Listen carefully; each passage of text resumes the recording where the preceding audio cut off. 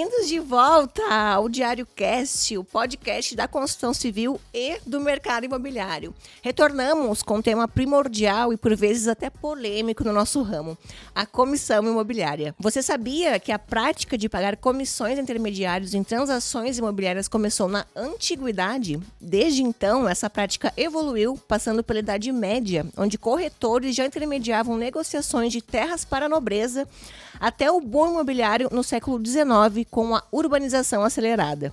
No século XX, essa prática se consolidou de vez, se tornando essencial para o mercado imobiliário moderno, sendo formalmente reconhecida e regulamentada em diversos países. Como estamos no mês de agosto, o mês do corretor de imóveis, achei que seria um momento ideal para abordar esse tema que está sempre no centro das transações imobiliárias. E para isso, mais uma vez, eu trouxe um especialista no assunto, o advogado Rossano Freitas, que vai nos ajudar a entender como funciona a comissão imobiliária hoje e nos tirar todas as dúvidas. Então não sai daí que o episódio de hoje está sensacional. Chiru, é um prazer te receber novamente aqui. Muito obrigado, Laura, por mais essa oportunidade. Raio, seu meu irmão, fraterno abraço. Em nome do diretor da Monte Belo, o senhor Laurinei, queria também agradecer mais essa oportunidade. Mês do corretor, agosto, né, Chiru? A gente nunca deixa passar em branco. Eu queria que tu começasse já nos contando um pouco o que é exatamente a comissão imobiliária e qual a importância de uma transação imobiliária. Laura, todos nós trabalhamos, e se trabalhamos é porque queremos receber aquilo que vem para o nosso sustento. E o corretor de imóveis não é diferente. O corretor de imóveis, ele aproxima as partes, ele leva o produto para vender no mercado, e, consequentemente, ele precisa receber a sua comissão imobiliária. É por aí, mais ou menos, que é a comissão imobiliária. E a comissão, esse processo sempre depende de um corretor. Tem que ser realizado por um corretor de imóveis? Laura, a comissão imobiliária, sim.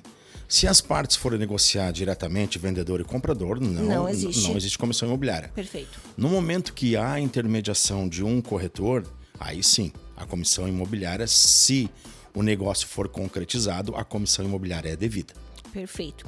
E uma das maiores dúvidas que surgem é, afinal, quem é que paga a comissão do corretor?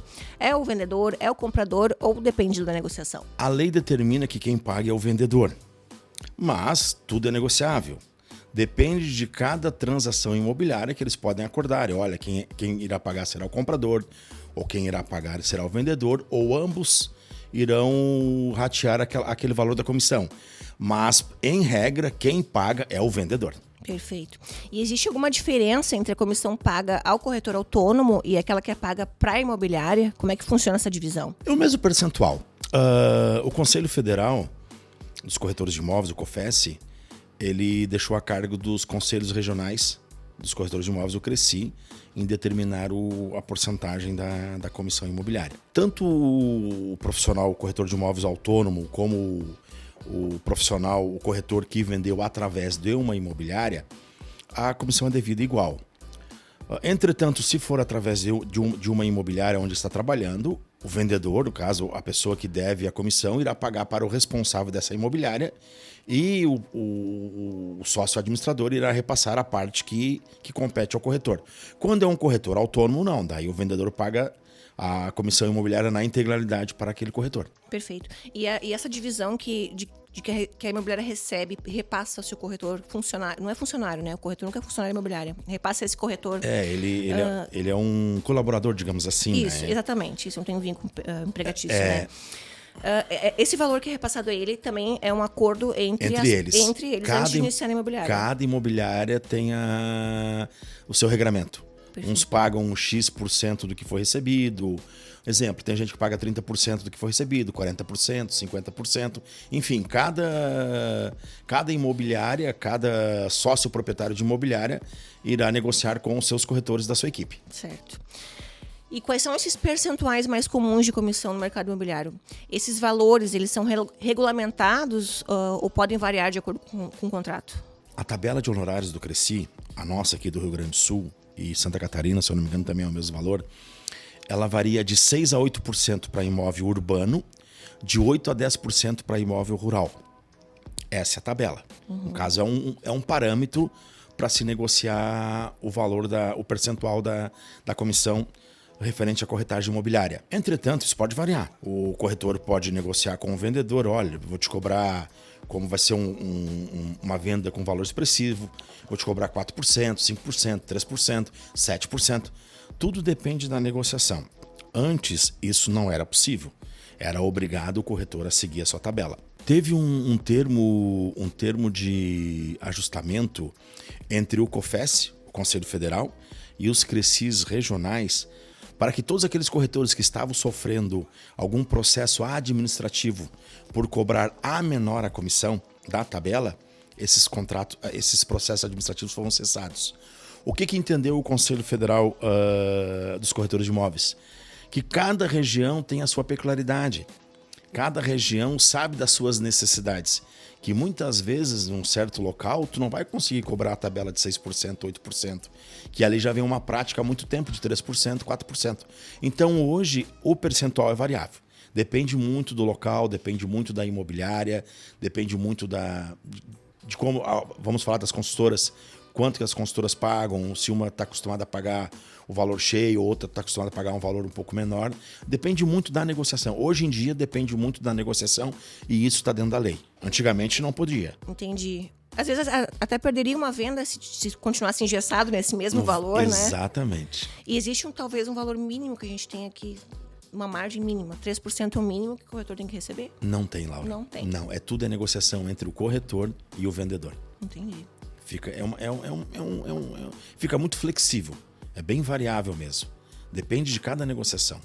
Por exemplo, tu vai vender um imóvel de 20 milhões de reais, olha, 2% dos 20 milhões de reais já dá um valor meio que expressivo, né? Nossa. Então, tudo se é de negociar. Entendi. Tudo é negociável. Eu noto muito que o corretor, ele flexiona também muita comissão para, às vezes, não perder a venda também, né? Porque para ele talvez seja importante receber nem que seja 3% do que não receber nada, né? Isso é importante porque todo mundo tem os seus compromissos que chegam no final do mês, né? É verdade. Então tu tem que ser flexível na tua comissão. Mas de forma que isso também não prostitua o mercado, né, Chiru? Porque a gente também às vezes vê corretores fazendo uma negociação com um valor muito aquém do que é cobrado e isso, querendo ou não, queima um pouco, né? Muito importante o que tu colocou. Em qualquer profissão que trabalha com comissão, o advogado Verdade. também tem uma tabela. Com certeza, isso aí, Chiru. O correto é tu manter o mínimo da tabela, que é fixada pelo teu conselho que regulamenta as tuas diretrizes. Mas o correto, sim, tu falou uma coisa muito importante, não dá para baixar muito a comissão. Teria que ter um mínimo do mínimo, digamos assim, vamos. Todos eu acredito que eles trabalham na casa ali dos 5%, 6%. Eles ficam dentro das margens da tabela. Isso é muito importante para o mercado, porque senão o que acontece?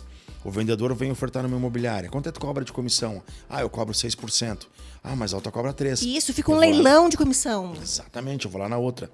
Isso muito depende da classe. A classe tem que ser uma classe unida e eles entre si conversarem e dizer, olha, vamos manter um parâmetro. Um parâmetro mínimo de comissão, aquilo vai ser o mínimo que todo mundo vai cobrar. Concordo. Isso seria o correto. Sim, mas porque... não acontece muito, Laura. É verdade. Porque, na minha opinião, assim, quanto mais tu pechinche, quanto mais tu diminui a tua porcentagem, diminui também o teu trabalho, a valorização do teu esforço, né? Desvalorizando o teu esforço, o teu trabalho. Com certeza. E isso tem que ser muito bem valorizado. Desmoraliza a tua profissão também, né? Exatamente, porque o corretor de imóveis é muito importante para a economia de uma região. Com certeza. É ele que vai atrás, é ele que vai buscar o cliente, é ele que vai trazer pessoas novas para a nossa cidade. Vamos dar o nosso exemplo de Torres. Sim. E a economia gira. É o que está acontecendo hoje em Torres. Bastante. Mercado, escola, Mercados, hospital, hospital, tudo, Alisson. Tudo. Restaurantes, bares, postos de gasolina. E assim aquela engrenagem vai girando. E vai girando. Verdade. E se por acaso eu, como proprietário, decidir dar exclusividade a uma única imobiliária, isso afeta a comissão de alguma forma? Quais são os prós e os contras, assim, dessa exclusividade para um vendedor e para um corretor? Ela tem só um ponto negativo pelo seguinte. Tu vai dar uma exclusividade para uma imobiliária. O que a imobiliária geralmente faz? Tu assina um termo de exclusividade. Documento dizendo, olha, o teu imóvel vai ficar exclusivo aqui conosco no prazo de 3 meses, 4 meses, 6 meses, 12 meses, enfim, 30 dias, ok. Se chegar um outro corretor com uma outra proposta melhor do que aquela que tu deixou na exclusividade, se tu vender com outro corretor, tu vai ter que pagar a comissão integral para esse da exclusividade. Capaz! O nome já se fala, é exclusividade. Então, no momento que tu assinar um termo de exclusividade com aquele corretor ou com aquela imobiliária, ele está exclusivo a vender teu imóvel. Até porque ele vai trabalhar. Claro. Ele vai colocar nas mídias, nas redes sociais, ele vai fazer um trabalho diferente sobre aquele teu produto, porque ele é o único que tem aquele produto no mercado por um período X. Sim. Se o vendedor querer vender com outro corretor que não seja daquela imobiliária ou com aquele corretor que teve exclusividade, ele deve a comissão para esse da exclusividade. Ele vai dever 2 comissões. Esse é um ponto negativo da exclusividade. Certo. Mas o ponto positivo é que o corretor ou a imobiliária que tem aquela exclusividade, ela vai trabalhar com muito mais vontade naquele produto por aquele período que ela está ali exclusiva. Mas a exclusividade ela não afeta a comissão de alguma forma. É exclusivo? Não quer dizer. Exclusivo. Na própria exclusividade, tu já pactua todas as situações. Qual o tempo que vai ficar de exclusividade, qual a comissão que tu vai pagar, que forma que tu vai pagar a comissão. Tudo isso já fica especificado naquele documento. Cada exclusividade é um contrato, né? Cada exclusividade, digamos que seria um contrato, Marlos, isso mesmo. Uhum. Com aquela imobiliária, 4 com aquele meses, corretor. 6 meses, não conseguiu fazer o negócio. Daí já não deixa de ser exclusivo. Acabou o contrato e acabou pode... o contrato, daí ele pode negociar com todos os imobiliários, com todos os corretores. Exato. Mas no período da exclusividade, é somente com aquele corretor ou com aquela imobiliária que mantém aquela exclusividade. Como já diz o nome. Tu tem uma opinião pessoal tua, tu é a favor, tu é contra essa questão de exclusividade ou não? Eu sou contra. É? Eu, pessoal, sou contra. Sabe que eu não sou de ficar em cima do muro, né? Eu sou contra. Sou contra porque nós somos uma cidade pequena. Todo mundo se conhece. Verdade. Tu entendeu? Então, o sol nasceu para todos. Quanto mais tu pulverizar nas imobiliárias, mais chance tu tem de vender. É verdade. Eu particularmente sou contra. E quais são os problemas mais comuns assim que tu encontra envolvendo pagamento de comissão? Tem como evitar esses problemas antes que eles ocorram também? Vocês não têm noção, mas acontece muito, tá? Chega muito dessa situação no nosso escritório. Depois que já deu problema. Certa pessoa coloca um imóvel para vender numa imobiliária e o Rossano se interessou por aquela imobiliária, mas quem o mostrou para o Rossano foi um corretor de imóveis. Olha, esse apartamento está à venda, porque o corretor não fala que é o vendedor, né? Olha, esse apartamento está à venda pelo valor X, tanto de comissão e tal. E o Rossano gostou daquele imóvel. Só que o Rossano disse, não, eu não vou pagar comissão para esse corretor. Eu vou no registro de imóveis, retiro uma matrícula e vejo que é um proprietário. E o Rossano ligou para o proprietário. E eu vendi, e eu comprei direto do proprietário. Barbaridade. E eu não falei para o proprietário que eu tinha... falado com o corretor antes. Exatamente. Somente para não pagar a comissão. E eu, achando que estou dando uma de esperto, digamos assim, o vendedor não sabe de nada, fecho a venda, pago, recebo a escritura, levo a registro, ok. O imóvel é teu. Pronto. O corretor descobre, porque o corretor está vendo, mas o vendedor vendeu aquele imóvel, para quem que ele vendeu, como é que ele vendeu?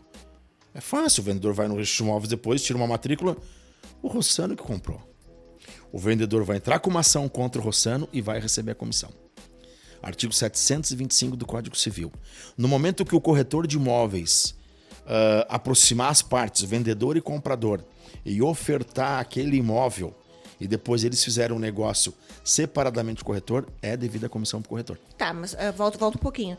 Se esse corretor, mesmo que ele não tenha assinado nenhuma proposta de compra, de venda, ele precisa de algum documento para cobrar isso, não? Um e-mail, uma conversa no WhatsApp. Isso já justifica. Já é o suficiente. Teve uma situação que foi semelhante ao que eu te comentei. O corretor de imóveis me procurou, propomos a ação, ganhamos a ação. Porque tinha uma troca de e-mail do corretor com o comprador. Um único e-mail. Tal dia estou na frente da casa lhe esperando para mostrar aquele imóvel assim da rua tal. Pronto. E o comprador confirmou. Estarei lá no tal local. Ele respondeu. O retorno já era. Hoje em dia tem WhatsApp, né, Laura? Qualquer conversa, eu te mando fotografias pelo WhatsApp. Uhum. Não, me interessa. Uhum. Estarei aí em tal dia para... eu tenho um registro de ligação que durou tanto tempo com aquela pessoa. Já é uma situação. Eu vou levantar, então, uma outra situação que eu percebo que acontece muito com construtoras e corretores. Exemplo, o corretor X veio aqui, trouxe um cliente... E esse cliente andou em várias imobiliárias. Esse cliente volta aqui na construtora de novo com outro corretor, porque talvez o outro corretor fez uma baixadinha na comissão dele. E esse primeiro não vendeu, ele comprou com o segundo que veio aqui com o mesmo cliente. O primeiro corretor que veio aqui mostrar, ele disse, tá, mas eu vim aqui, trouxe proposta para esse cliente, não fechei, agora veio outro corretor e apresentou. E ele tem também que, ele às vezes, por vezes, cobra a comissão dele, porque foi ele que aproximou primeiro esse cliente da construtora. É justo que a construtora pague comissão para esse primeiro que trouxe também? Eu acredito que seja justo, porque foi ele que fez o primeiro contato. Ele que trouxe o corretor, ele que aproximou o corretor com o construtor. E foi vendido aquele mesmo imóvel. Laura, se for... Olha, ele mostrou o apartamento 501. Se foi vendido o apartamento 702, não é devido à comissão. Perfeito. Mas se foi vendido o apartamento, exemplo do apartamento 501, por um valor menor ou maior, e se o construtor sabia que quem mostrou primeiro para aquele comprador específico foi fulano de tal, é devido à comissão. No meu ponto de vista, é devido à Porque comissão. também é honesto a consultora ligar para o primeiro corretor e dizer, olha, teu cliente esteve aqui com outro corretor, vai lá atrás dele, né? Vai atrás dele, conversa com ele, tenta resgatar ele novamente. Isso sim. E mesmo que o cliente não gostou, não gostei desse corretor, não gostei do atendimento dele, procurei outra imobiliária, também é muito pessoal, né? É muito imóvel, né, Laura? Tá sendo o mesmo imóvel. Como tu falou, às vezes pode ser da comissão. Mas apesar que quem vai pagar a comissão vai ser o vendedor, né? Não o comprador, né? Mais algum problema assim que tu veja que seja comum nessa questão? Não, mas essa situação mesmo. Do comprador ter aproximação do vendedor e do comprador. E muitas vezes não é só o comprador, tá, Laura? Muitas vezes é o vendedor e muitas vezes são os dois, tá? Que eles trocam o telefone entre eles, depois eles começam a negociar sozinhos longe do corretor. E existe caso que depois de vendido a pessoa não quer mais pagar comissão? Pode acontecer também? Existe vários casos. Olha, nós acordamos em 6%, só vou te dar 3%. E aí faz o quê? E aí, se por um acaso tem alguma coisa assinada, ou algum e-mail, ou alguma conversa do WhatsApp já definindo o valor da comissão, ele vai cobrar aquela comissão que foi acertada, ajustada anteriormente entre as partes. E existem casos em que a comissão pode não ser paga ou deve ser contestada? Laura, ela só não deverá ser paga ou contestada quando a venda não for efetivada. Nessa situação, o corretor juntou as partes, mostrou o produto, só que não deu certo a negociação. Nesse caso, a comissão não é devida. E em casos em que o cliente, vamos supor, imóvel em planta, deu entrada, se arrependeu no meio do caminho, quer devolver o imóvel, também a comissão não tem questão. Nunca vai entrar em questão. Vai. A Lei 4591, agora de 64, ela determina que no imóvel em planta, se o comprador desistir, que ele tem um prazo para desistir, ou no curso do processo, no curso do contrato, a comissão é devida. Por exemplo, o construtor já pagou a comissão para o corretor. Certo. Se o comprador desiste do negócio, ele tem que reembolsar o construtor dessa comissão. Capaz! Ele é obrigado a reembolsar. É devida. Ele tem que reembolsar porque ele que desfez o negócio. Outra coisa, não é imóvel em planta. Assinaram um contrato das arras e ali ficou especificado que o vendedor irá pagar a comissão para o comprador. Entretanto, se o comprador desistir do negócio, ele deve a comissão para o vendedor. Isso pode acontecer. O comprador que irá pagar a comissão. Está no contrato das arras. Ele deu o sinal das arras e se arrependeu. Não quer mais o negócio. Ele deve a comissão para o comprador, mesmo ele desistindo do negócio. Show de bola. Essas situações tem. Aí é justo. É justo. Com certeza. É justo. Outra situação, Laura, a gente sempre fala, geralmente é o vendedor que paga a comissão, ou pode ficar ajustado que o comprador irá pagar a comissão. Quando é imóvel de permuta, cada um paga 50% da comissão. Legal. Isso está na lei. Diferente. Isso está na lei. Não é nem vendedor e nem comprador. São dois permutantes. A Laura e o Rossano irão trocar seus imóveis através de um corretor. A comissão X, cada um irá pagar 50%. Que legal. Quando se fala em permuta, a comissão é devida por ambas as partes. Está na lei. E se houver algum valor a mais agregado na permuta de quem trocou?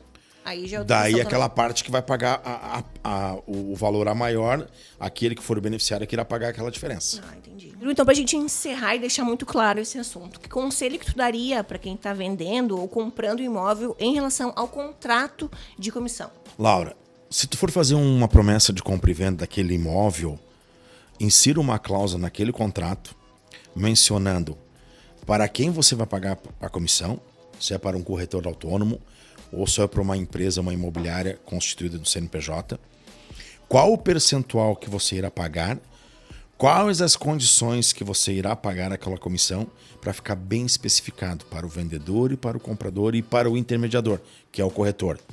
Quem irá receber, o valor que irá receber e como irá receber. Que muitas vezes tem assim, Laura, quando se vende por financiamento bancário, aí o vendedor não recebeu o dinheiro no ato.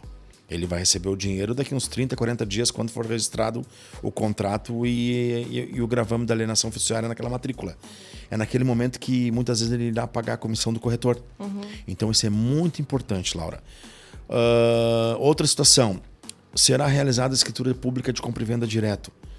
O vendedor ou o comprador faça um termo com o corretor, uma declaração, que ambas as partes assinem. Como é que vai ser paga a comissão? Qual o percentual da comissão e quem é o responsável pela comissão. Isso é muito importante para depois não ficar dúvidas. Sim, chegar lá no final e dizer, olha, mas não era eu que ia pagar, era o comprador que ia pagar. Rossano, mas a prática é o vendedor. Não, mas nós acordamos. Aí fica aquele dito pelo não dito. Certo. Fica a palavra verbal. E para a lei o que vale é documento. E até tu levantou uma outra questão agora, tu falasse em financiamento, que era uma das dúvidas que eu tinha, eu gostaria de trazer aqui também. Financiamento bancário, comissão do corretor, é paga quando? Porque às vezes tem gente que financia 100%.